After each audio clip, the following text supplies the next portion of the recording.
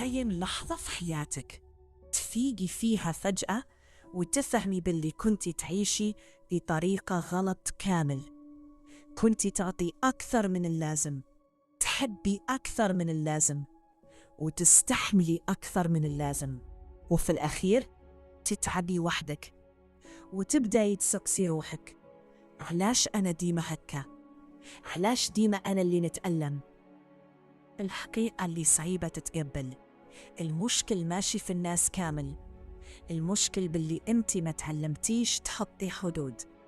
ايه الحدود، الحاجة اللي يخافوا منها بزاف بنات، على خاطر يحسوا باللي إذا قالوا لا راح يخسروا الناس.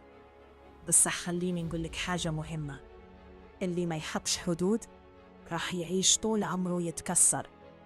كي تقولي عادي لكلش، الناس راح تدير فيك كلش، وكي تسكتي على الحاجة اللي توجعك راكي تعلميهم باللي عادي يوجعوك. شوفي، القوة ماشي باللي تتحملي كلش وتسكتي، القوة الحقيقية هي باللي تعرفي وقتاش توقفي، تعرفي تقولي هذا ما يعجبنيش، هذا يوجعني، هذا ما نقبلوش، وما تحسيش بالذنب على جالها. على خاطر بصراحة الناس اللي تروح كي تحطي حدود ما كانتش تستهلك من الأول، والناس اللي تبقى هي اللي تعرف قيمتك.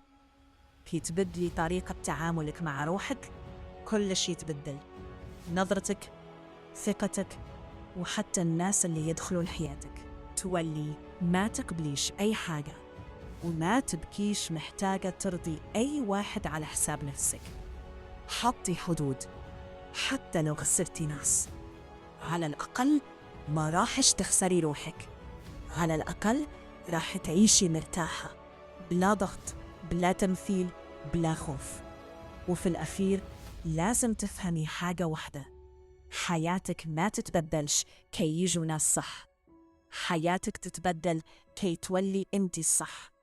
ومن اليوم جربي تبدلي حاجة واحدة برك، ما تقبليش أي حاجة توجعك حتى لو كانت من أقرب الناس ليك، وخلي روحك دايما في المرتبة الأولى، مشي في الأخير. وقتها برك راح تفهمي وش معنى تعيشي بكرامة وتكوني قوية فعلا.